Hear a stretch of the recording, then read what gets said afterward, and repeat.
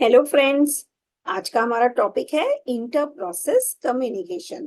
तो हम डिस्कस करेंगे कि इंटर प्रोसेस कम्युनिकेशन ये होता कैसे है। तो पहला है कि mechanism for process to communicate and to synchronise their action. मतलब हम जो एक प्रोसेस दूसरे प्रोसेस के साथ कम्युनिकेशन करेगा and process will synchronise their action. मतलब एक प्रोसेस और दूसरे प्रोसेस के बीच में सिंक्रोनाइजेशन हो सकता है। फिर आता है मैसेज पासिंग सिस्टम, जहाँ पे एक प्रोसेस दूसरे प्रोसेस को मैसेज भेज सकता है। Then IPC facility provide to operation. एक तो होता है सेंड, जिसमें हम मैसेज को सेंड करेंगे, और रिसीव, जिसमें मैसेज हमारा रिसीव होगा। इफ पी एंड क्यू, मतलब दो प्रोसेस है P and Q and they want to communicate, तो हमारे को पहले एक कम्युनिकेशन लिंक बनाना पड़ेगा between the two process P and Q, and then हमको मैसेज एक्सचेंज करना पड़ेगा via send and receive process. फिर आता है इम्प्लीमेंटेशन ऑफ कम्युनिकेशन लिंक। तो ये हमारा दो तरीकों से हो सकता है, फिजिकल एंड लॉजिकल। फिजिकल में हमारे पास शेयर्ड मेमोरी या हार्डवेयर बस होगा, जिससे हम कम्युनिकेशन लिंक क्रिएट कर सकते हैं, या फिर लॉजिकल, जिससे हम लॉजिकल प्रॉपर्टीज यूज करके कम्युनिकेशन लिंक क्रिएट कर सकते हैं। तो अब आता है इम्प्लीमेंटेशन क्वेश्चंस। तो हमें इस क्वेश्चंस के आंसर फाइंड आउट करने पड़ेंगे कि how the links will be established, can a link be associated with more than two process, how many links can there be there every pair of communicating process, then what's the capacity of the link, is the size of message that the link can accommodate fixed or variable, is the link unidirectional or bidirectional। अब ये देखिए, ये हमारा communication model है। तो यहाँ पे process M A है एंड प्रोसेस बी। तो प्रोसेस ए और प्रोसेस बी दोनों के पास एक मैसेज है। तो ये क्या करेंगे, ये दोनों एक शेयर्ड मेमोरी में अपने मैसेज को स्टोर कर देंगे, और फिर यहाँ से एक दूसरे को मैसेज भेज सकते हैं। मतलब अगर प्रोसेस ए को कोई मैसेज भेजना है, तो वो मैसेज को वो शेयर्ड मेमोरी में स्टोर कर देगा, और ये जो मैसेज है ये प्रोसेस भी रीड करेगा। या फिर ये दोनों का एक शेयर्ड मेमोरी होगा, जहाँ पे ये प्रोसेस ए अपना मेमोरी का मैसेज स्टोर कर देगा, और प्रोसेस बी यहाँ से उसको रीड कर सकता है। फिर आता है direct communication. So process must name each other explicitly. मतलब हम एक सेंड मैसेज भेजेंगे to process B with the message, और receive Q with the message. So receive a message from process Q. तो सेंड एंड रिसीव फंक्शन से हम message send and receive कर सकते हैं। फिर आता है प्रॉपर्टीज ऑफ कम्युनिकेशन लिंक्स। तो पहले हमें लिंक स्टैब्लिश करने हैं automatically.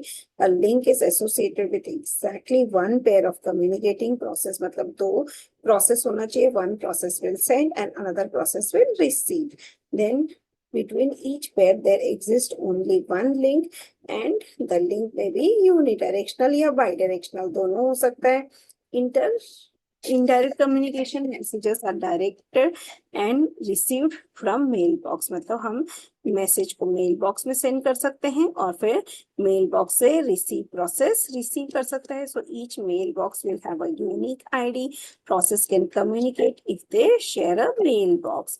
Properties of communication link established only if process share a common mailbox. Link may be associated with many process. Each pair of process may have several communication link. Link may be unidirectional or bidirectional। अब आता है indirect communication, where operation can create new mailbox, send and receive message through the mailbox, और destroy the mail box. तो ये तीन operations होने चाहिए। अब इसमें प्रिमिटिव ऑपरेशन है send and receive. So send A comma message, मतलब send a message to mailbox A।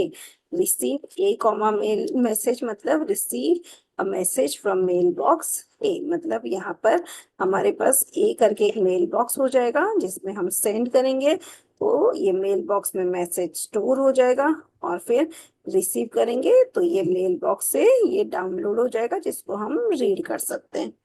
अब indirect communication, mail box sharing. यहाँ पे process P1 P2 P3 they share mail box A. मतलब एक मेल बॉक्स है A which is shared by P1 P2 and P3।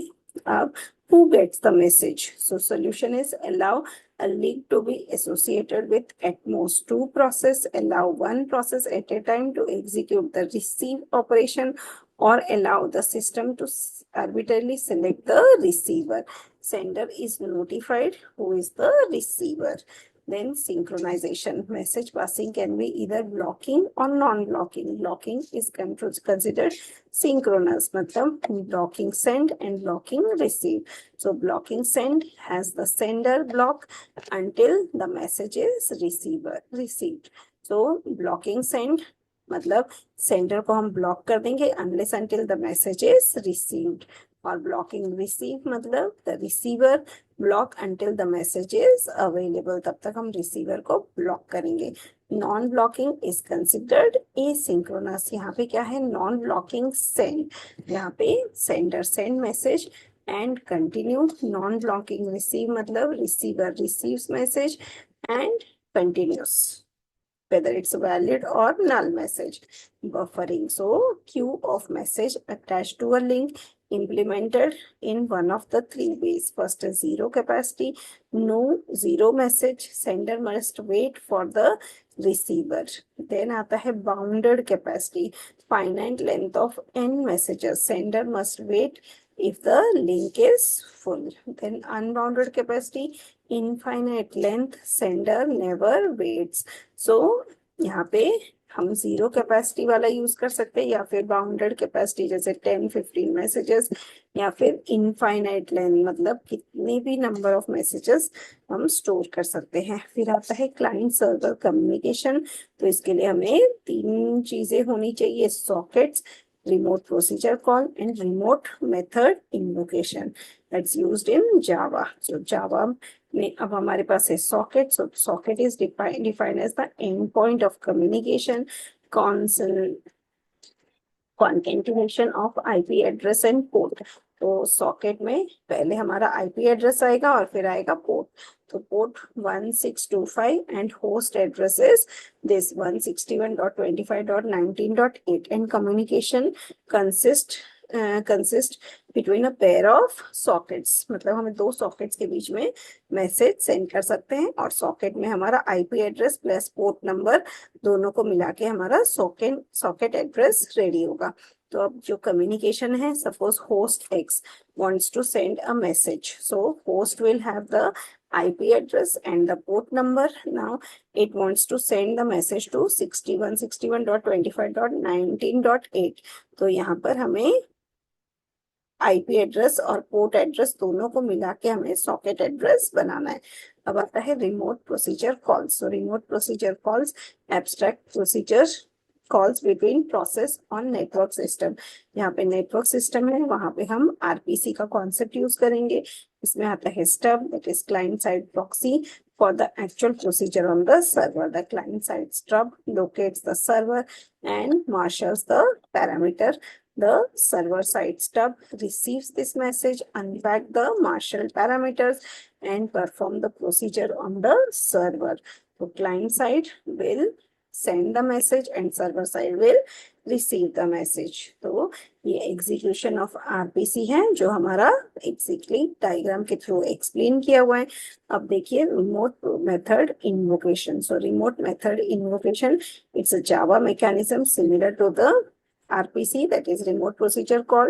RMI allow Java program on one machine to invoke a method on the remote machine. मतलब हम Java virtual machine से हम एक remote method जो दूसरे computer पे store है इसको हम इन्वोक कर सकते हैं या फिर इसको हम एग्जीक्यूट कर सकते हैं. तो रिमोट मशीन के प्रोग्राम्स को भी हम एग्जीक्यूट कर सकते हैं.